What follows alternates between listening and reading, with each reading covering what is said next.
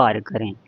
ऐसे ही नाम जापक अगर कहीं व्यवहार में फंसा हुआ है, कहीं परोपकार कर रहा है, कोई साधना कर रहा है, या अपने नौकरी व्यापार घर परिवार कहीं भी वो किसी कार्य में फंसा हुआ है, उसका नाम जप नहीं हो पा रहा है, तो उसके भीतर बार बार ऐसा आता है कि कितनी जल्दी हो सके यहाँ से जाएं और हम नाम जप करें। ऐसा ये जिसके भीतर आने लगा है, तो ऐसा साधक निरंतर नाम जप की ओर अग्रसर हो रहा है। ध्यान देना, शीघ्र ही आप पर भगवान की कृपा होगी और आपका निरंतर नाम जप होगा।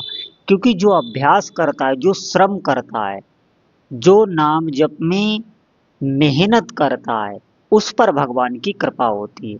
हम अभी यहाँ बहुत साधारण समझ रहे हैं नाम जप को। आप सब अभी हमारी स्थिति ऐसी है कि हमें ज्ञान ही नहीं रहता। हम किसी की बातों में, अगर आप व्यवहार में हैं तो देखना, व्यवहार के समय आपको ये ज्ञान नहीं रहता कि हमारा नाम जप चल रहा है कि नहीं। ज्यों ही आप अकेले में जाएंगे, एकांत में होंगे, तो आपको भान होगा एकदम से कि अरे अभी तक हमने नाम जप नहीं किया। आप ध्यान से इस बात को सुनिएगा। अगर आपका अखंड नाम जप होने लगा है, ऐसे साधक पर भगवान की साक्षात कृपा हो जाती है।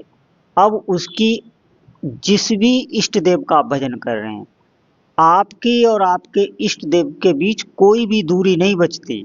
अगर आपका अखंड नाम जब चलने लगता है, और आप देखना, अगर आप अच्छे साधक होंगे तो आपको ध्यान देना होगा, जब आप किसी आकस्मिक आपको कोई रोग आ जाए, कोई शारीरिक पीड़ा आ जाए, तो देखना आपका नाम जब बहुत तीव्र से चलने लगता है, आप बगैर श्रम किए हुए आपका नाम जब चलने लगता है, उस समय नाम जब अपने हाथ चलने लगता है। इसका कारण है कि हमारा निरंतर नाम जब चल सकता है। ध्यान देना, जैसे हमें प्रयास ऐसे करना होगा, हमें जब जब हमारा नाम जब छूटे, उस समय हमें तत्काल नाम जप पे अपना ध्यान दोबारा लाना होगा और भीतर ये व्यथा लानी होगी कि इतने समय हमने नाम जप क्यों छोड़ दिया। ऐसा आपको बार बार करना होगा, क्योंकि आपका चित्त अगर व्यथित होता है, जैसे नाम जप आपका छूटता है, उस समय आपका चित्त अगर व्यथित हो रहा है, तो ये पुकार भगवान सुनते हैं। और अगर आपका नाम जब छूट रहा है, आपके भीतर कोई बेचैनी नहीं, कोई घबराहट नहीं, तो आपको समय लगेगा। आप समझें, साधक सभी कार्य भी करता रहता है और उसका भीतर से नाम जप भी चलता रहता है। और आप अपने जीवन का लक्ष्य ही बना चुके हैं भगवान नाम जप, और आपको कुछ भी सूझ नहीं रहा, केवल आपने नाम का आश्रय ले लिया है कि हमारी सब कहानी नाम से ही बनेगी। ऐसा अगर आपने भीतर से दृढ़ संकल्प कर लिया है, तो ध्यान देना, आपके साथ ये होने लगेगा जैसा कि मैंने बताया। जिस समय भी आपका नाम जब छूटेगा, आपके भीतर व्याकुलता आने लगेगी, आपके भीतर बेचैनी आने लगेगी। थोड़े समय ही ऐसा चलेगा, फिर ऐसा हो जाएगा कि आप सबसे व्यवहार भी करते रहेंगे, सब जिम्मेदारियों का निर्वाह भी करते रहेंगे, और आपका नाम जब भीतर से लगातार चलता रहेगा। आप बिल्कुल अविश्वास ना करें कि ऐसा नहीं होता होगा, ऐसा ही होता है। नाम जब जागृत हो जाता है, नाम जब, मैंने पहले कई बार कहा, चेतन है, वो जड़ नहीं है। वो आपकी भावनाओं को समझता है। जैसे भगवान आपकी पुकार को सुनते हैं, आपकी भावना को देखते हैं, वो देखते रहते हैं आपकी भावना को, ऐसे ही उनका नाम भी आपकी भावना को समझता है, आपकी पुकार को भी सुनता है, आपकी प्रार्थनाओं को भी सुनता है। हमें अधिक से अधिक अभ्यास करना होगा। जो भी समय आपका जहाँ भी व्यर्थ जा रहा हो, उस सब समय का चिंतन करके उस समय को आप भगवान नाम जप में ही लगाएं।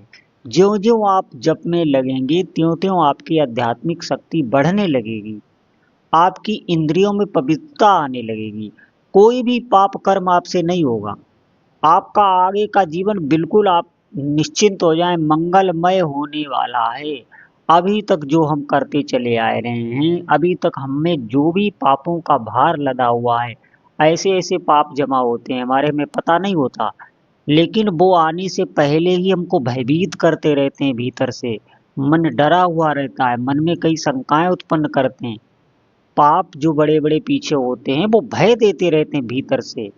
कोई न कोई नकारात्मक सोच आपके भीतर चलती ही रहेगी।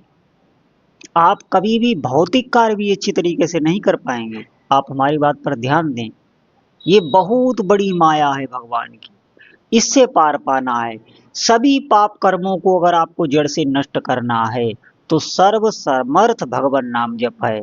सब संतों का यही मत है। आप लगिए, बिल्कुल आप इसमें अश्रद्धा ना कीजिए, आप अभ्यास कीजिए।